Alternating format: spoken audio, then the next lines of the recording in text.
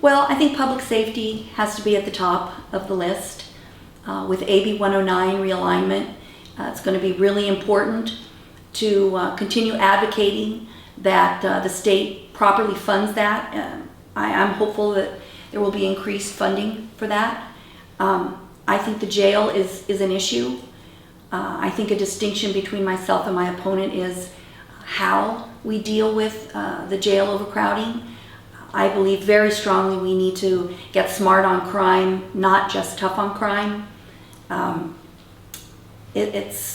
There are other more efficient ways. It's not an unlimited pot of money, and we have to be very smart about the way we spend our dollars, especially our public safety dollars. AB 109 will provide funding for 200 additional beds. The pretrial assessment program, which is already underway, when it's fully implemented, will free up another 200 beds. And Sheriff Moore has a plan to begin double bunking that ought to add another 200 beds.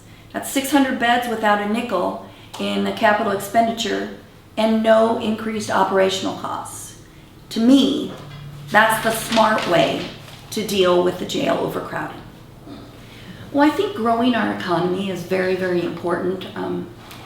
To be sustainable for the long term, we have to do that. Agriculture is our leading sector, and to ensure its survival and health, we have to make sure that we protect our water supply. I've taken a lead not only locally, chairing the Delta Coalition, but also regionally on the Delta Protection Commission, and even statewide with the League of California Cities advocating for protecting our water, speaking out against the current Bay Delta Conservation Plan and the tunnels, both from an environmental standpoint as well as an economic standpoint. I think that has to continue, and I think we need strong voices who understand these very complex issues and can effectively advance our county and our regional agenda.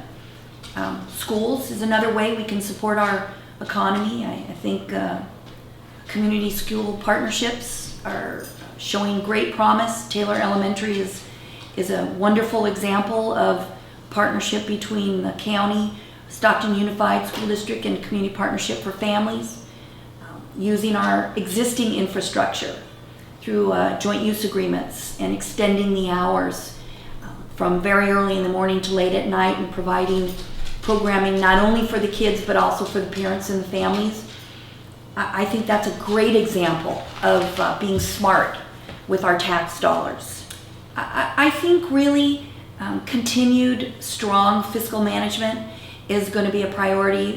The county has been using its reserves during this recession, and they are looking at another deficit for next year.